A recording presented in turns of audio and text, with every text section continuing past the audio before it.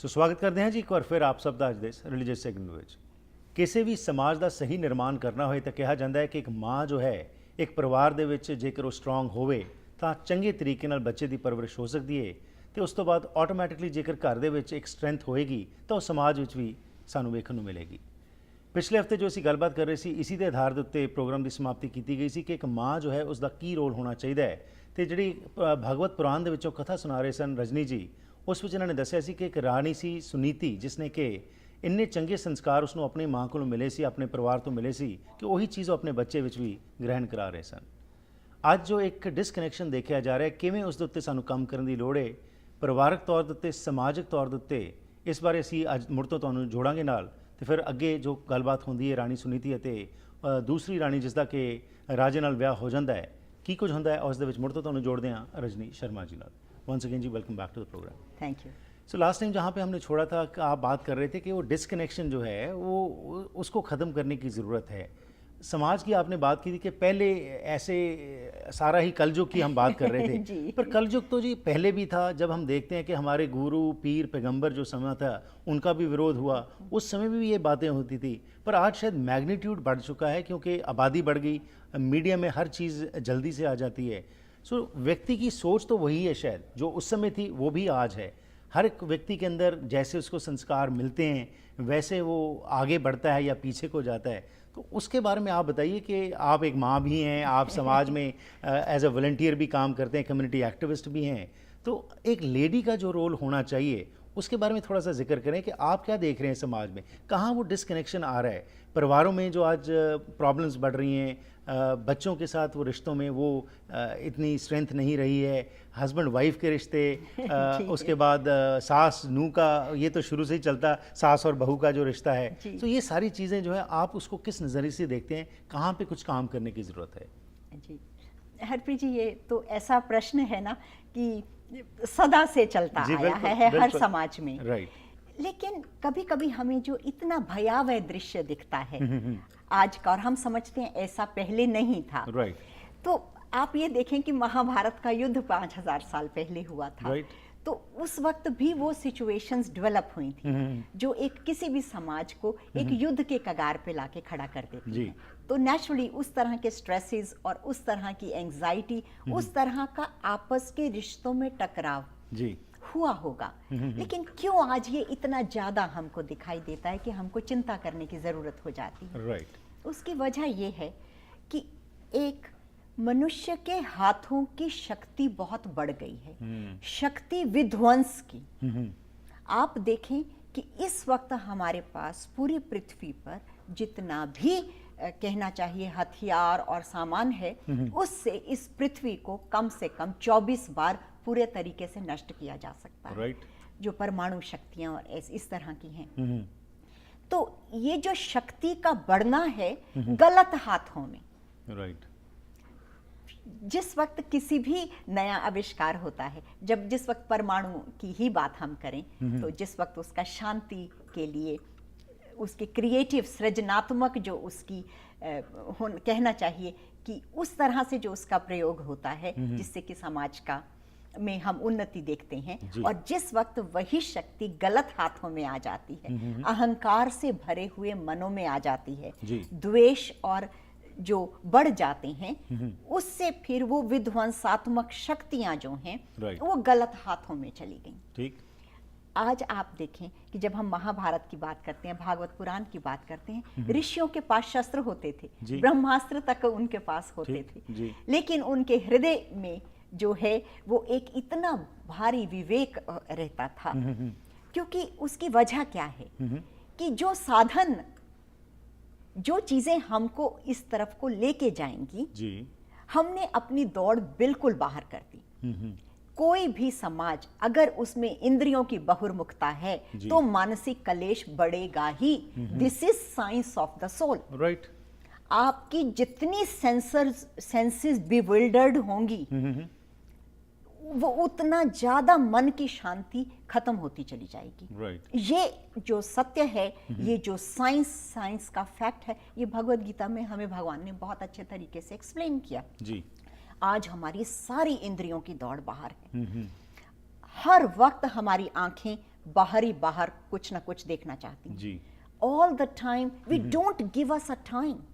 हमने अपने को इतना व्यस्त किया है, और आज की पीढ़ी आप देखिए हरप्रीत जी कि इसके जो दुष्परिणाम हैं इनको भुगतने ही पड़ेंगे हम लोगों को। जी। उसकी वजह यह है कि छोटे छोटे बच्चों के हाथ में हमने वो इंफॉर्मेशन, वो सब चीजें दे दी जो कि बिल्कुल एज से जिसकी beyond जरूरत नहीं थी। राइट।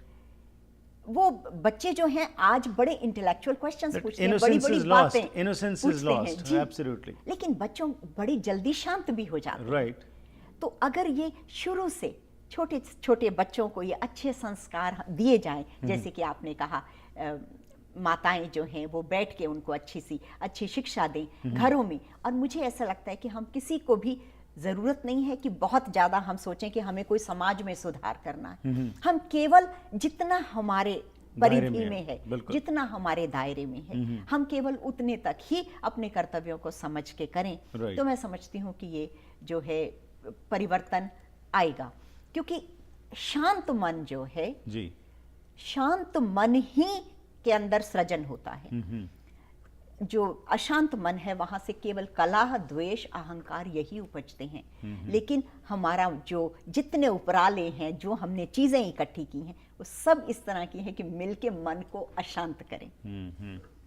तो ये दिशा को मोड़ने की जरूरत है। राइट। अच्छा, इसमें आपने उन्नति की जो बात की है, एनवायरनमेंट क्या रोल प्ले करता है? जैसे हम बात करते हैं संस्कारों की, और एक घर का जो माहौल होता था, एक पायस एनवायरनमेंट होता था, एनवायरनमेंट का कितना को असर आज आप देख रहे हैं समाज में जो हमें देखने को मिल रहा है, और उसी के कारण शायद हम अपने संस्कारों को गुम कर रहे हैं?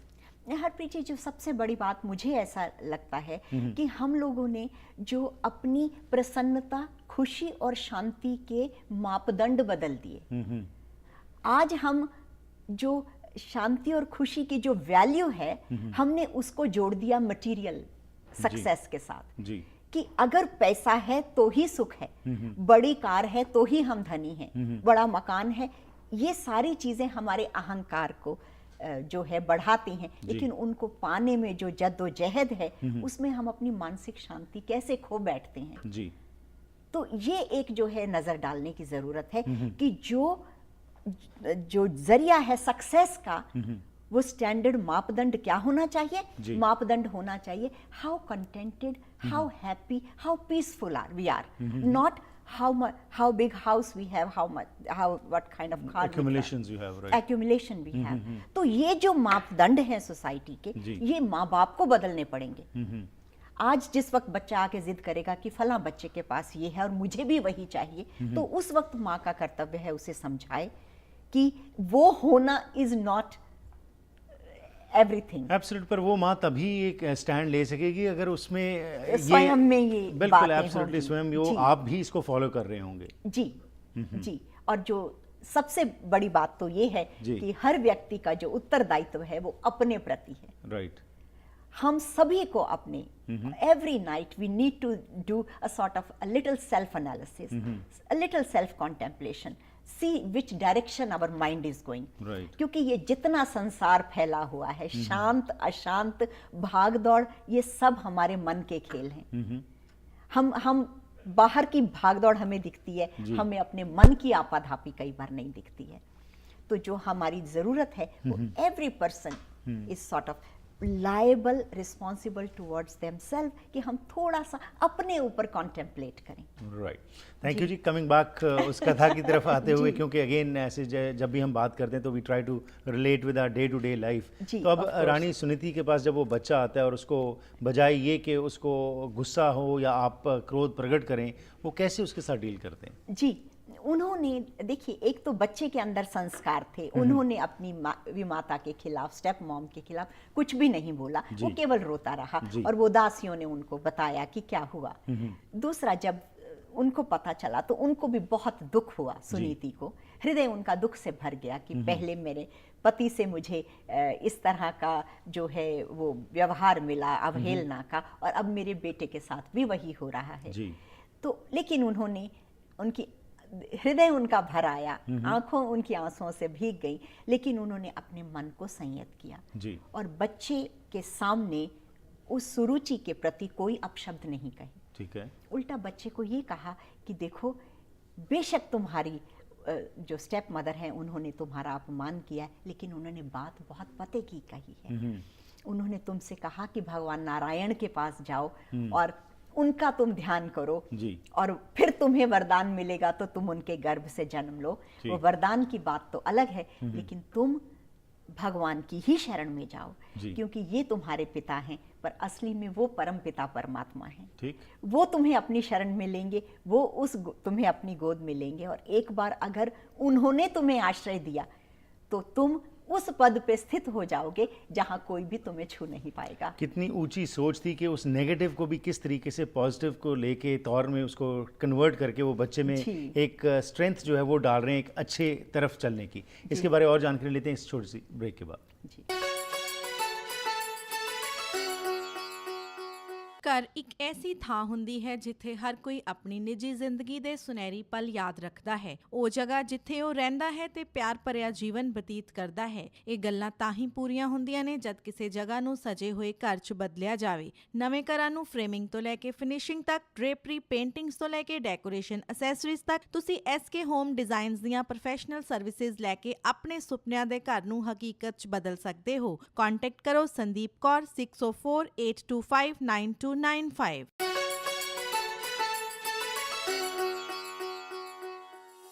Ones again welcome back to the program. ਗੱਲਬਾਤ ਚੱਲ ਰਹੀ ਹੈ ਰਜਨੀ ਸ਼ਰਮਾ ਜੀ ਨਾਲ ਤੇ ਸਾਨੂੰ ਇਹ ਜੋੜ ਰਹੇ ਨੇ ਰਾਣੀ ਸੁਨੀਤੀ ਦੀ ਕੀ ਸੋਚ ਸੀ ਤੇ ਕਿਸ ਤਰੀਕੇ ਨਾਲ ਉਹ ਸੋਚ ਅੱਜ ਉਸ ਤੋਂ ਅਸੀਂ ਪ੍ਰੇਰਿਤ ਹੋ ਕੇ ਆਪਣੇ ਘਰਾਂ ਵਿੱਚ ਵੀ ਐਸੀ ਸੋਚ ਨੂੰ ਪ੍ਰਚਲਿਤ ਕਰਨਾ ਹੈ। आओ और जानकारी लेने जी। रजनी जी, उसके बाद क्या होता है जी? जिस वक्त ये बात उन्होंने अपने बच्चे को, ध्रुव को कही, तो उसके वक्त कभी कभी ऐसा होता है कि कहते हैं जिस वक्त लोहा गर्म होता है और आप उस वक्त चोट करें तो वो एक शेप ले लेता है। तो जिस वक्त उस बालक का मन ऐसा अपमान से जल रहा था, उस वक्त उसकी मदर ने ये बात कही, तो उसी वक्त उस बच्चे ने दृढ़ संकल्प कर लिया कि अब चाहे कुछ भी हो मुझे भगवान को प्राप्त करना है। अब वो छोटा सा 5 साल का बालक है, लेकिन एक जिद आ गई। और हम लोगों के यहाँ पर जो भागवत में भी और दूसरे शास्त्रों में भी ये जो हठ है, कहते हैं बाल हठ, स्त्री हठ और राज हठ। ये तीनों जो हैं ये बड़ी खतरनाक होती हैं। ठीक है कि छोटा बच्चा एक बार जिद कर ले तो उसे मनाना मुश्किल हो जाता है। So is for the women and so is for the raja. तो इनकी तीनों की हट के आगे झुकना पड़ता है। तो ये बालक जो है वो बहुत ऐसे हट करके और एकदम निकल गया घर से बिना सोचे समझे कि मैं, उसे ये पता है कि मुझे अब भगवान को प्राप्त करना है, अब मुझे उन परमपिता परमात्मा के आश्रय में रहना है, उनकी गोद में बैठना है। लेकिन वो कैसे होगा उसका उसको कोई भी नहीं पता।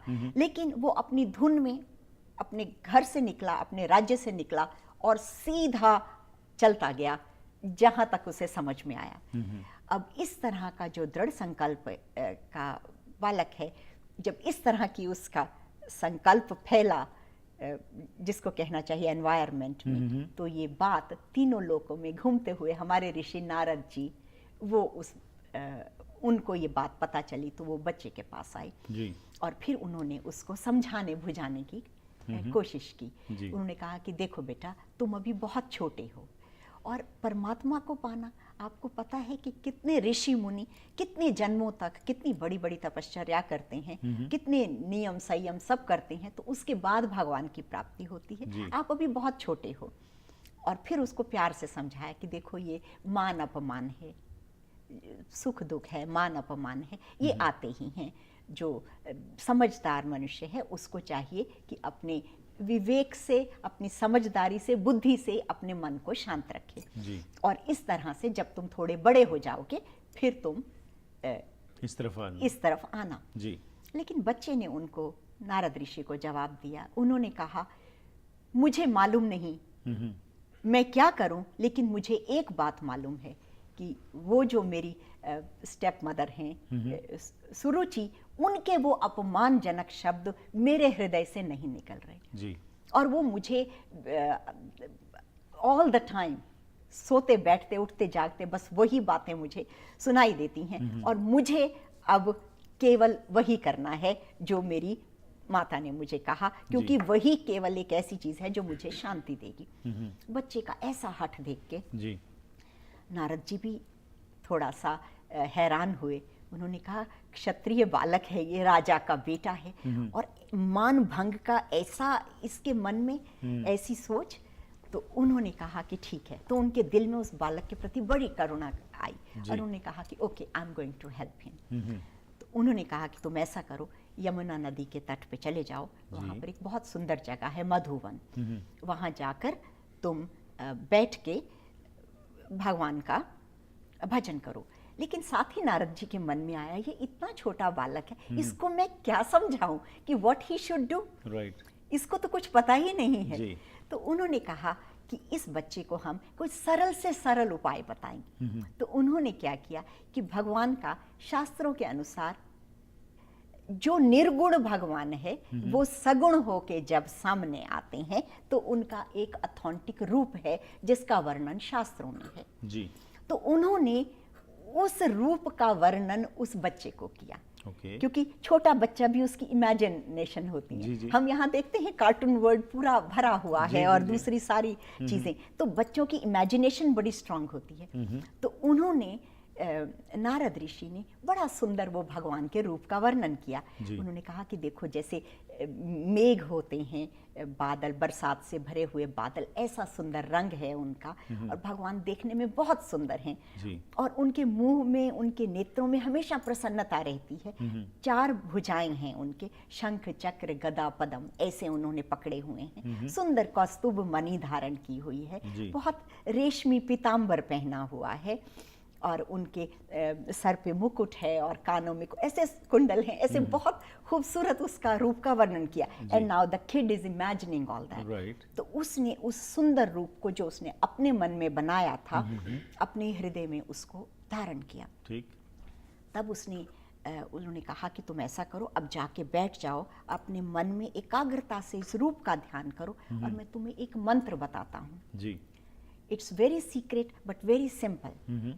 तुम उस मंत्र का अपने मन ही मन जाप करना जी। तो उस मंत्र उन्होंने 12 अक्षरी मंत्र है, ये भागवत का बड़ा प्रसिद्ध, बहुत गोपनीय, ब्यूटीफुल इसके साउंड वाइब्रेशंस हैं और मंत्र बहुत सिंपल है जी। ओम नमो भगवते वासुदेवाय। ये मंत्र से उन्होंने ध्रुव को दीक्षित किया जी। कहा तुम ऐसा करो, अब ये मंत्र का जाप करो और अपना ध्यान वो जो रूप मैंने बताया है उससे करो। तो उससे क्या होगा कि ये जो नाम रूप का जगत है, form and name, that is all this world is made of जी। और ये नाम रूप दोनों तुम्हारे पास इस तरह से आ गए कि हृदय में तुम्हारे भगवान का रूप समा गया और सारी इंद्रियों से तुम अब वो नाम का जप कर रहे हो जी। उसने ये बात को समझ लिया, वो गया, जाके वहां पर बैठ गया एक तट के नीचे और ये सब करने लग गया जी।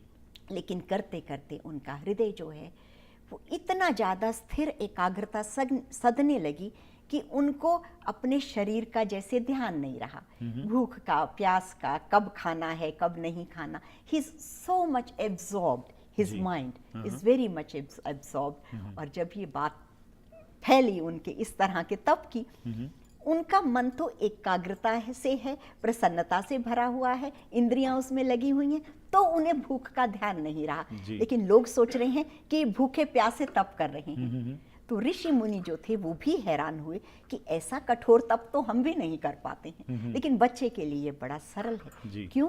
क्योंकि बच्चे के हृदय में संस्कार नहीं है, मन, उसका मन अभी बड़ा पवित्र है। बाइबल में जीसस ने कहा कि become a child like and the kingdom of heavens would be open to you. इस तरह का वो निष्कपट और सरल बालक है। जब उसने इस तरह से किया तो भगवान जो हैं उनके पास भी ये बात पहुंची और फिर भगवान ने उस ध्रुव को दर्शन दिए। तो ये सारा ही जो उनकी तपश्चर्या है केवल 6 महीने इसमें लगे।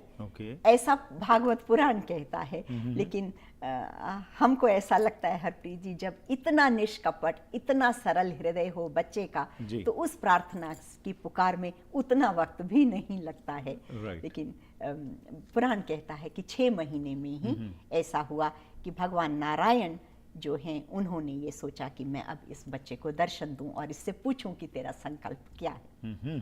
तो वही बात आ गई कि एक छोटी सी बात जो थी उसने एक बच्चे को उस भक्ति की तरफ जोड़ दिया या। और एक महात्मा बन गया। जी जी। तो जिस वक्त ये भगवान उसके सामने अब आ गए जी, लेकिन वो बच्चा तो अपने आंखें बंद करके बैठा है। तो बड़ा सुंदर भागवत में ये कहा कि आमतौर पर जो भक्त लोग हैं वो भगवान के दर्शनों के लिए खड़े रहते हैं और यहाँ पर भगवान खड़े हैं कि ये बालक आंखें खोले और मेरी तरफ देखे, लेकिन वो बालक तो अपने हृदय के उस रूप में ही मस्त है जी।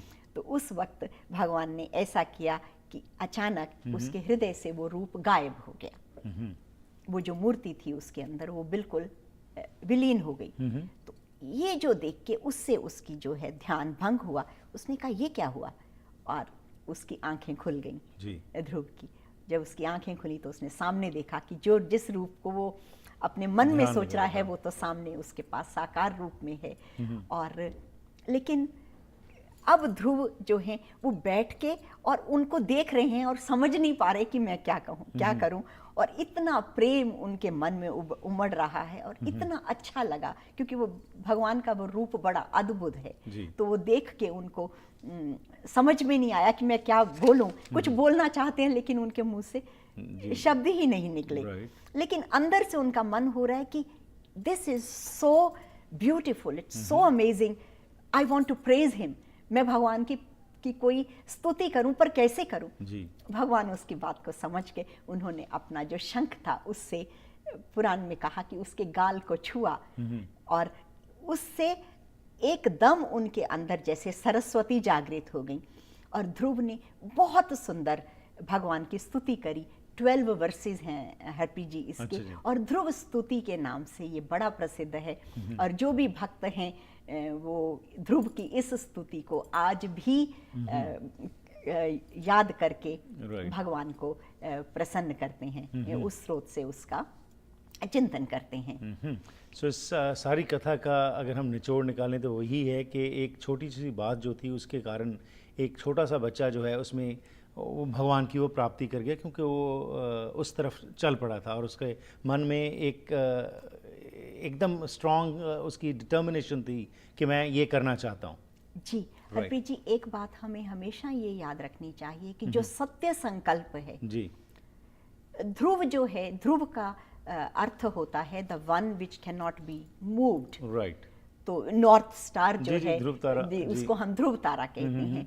तो वो ऐसा सत्य संकल्प इस बच्चे का था कि इसका नाम सदा के लिए उस नॉर्थ जो स्टार है उसके साथ जुड़ गया क्योंकि वो संकल्प ऐसा था। उसकी भक्ति इतनी स्थिर थी। तो हम ये समझते हैं कि इस पूरी कहानी से जो सीखने की बात है वो ये कि जो सत्य संकल्प है मनुष्य का, चाहे वो किसी छोटे बच्चे का ही क्यों ना हो जी, अगर वो उसको मन में ठान ले तो फिर हर तरफ से उसको मदद मिलती है। और आज आपने जो बातें कही, समाज को इतनी लेके आप चिंतित आपके हैं, तो हमें जरूरत है ऐसे सत्य संकल्पों को अपने अंदर ये करने की कि I want to do the change but absolutely, but it has to begin from me. From me, I am the change. Absolutely. Thank you very much जी, बहुत धन्यवाद। आपने विस्तार में इस कहानी के ज़रिए जो ये मैसेज दिया है, इस कथा के ज़रिए ये जो मैसेज दिया है कि हमें अपना स्ट्रॉन्ग डिटर्मिनेशन के साथ जो भी हम काम करते हैं अगर हम अंदर से साफ़ हों तो डेफिनेटली जो भी हम चाहते हैं वो उपलब्ध हो सकता है। Thank you very much for your time. Thank you. इस दिन करते हैं जी आज इस प्रोग्राम की थे ही समाप्ति। फीडबैक जरूर देना 604 603 75 55 या फिर ईमेल जरिए भी संपर्क कर सकते हो harpreetsingh@gmail.com। रजनी शर्मा जी नाल कीतियां गईयां पहलियां इंटरव्यूज़ देखना चाहते हो तो youtube.com/harpreetsingh शो ते जाके भी देख सकते हो। फिर मुलाकात करांगे, तब तक गुड बाय।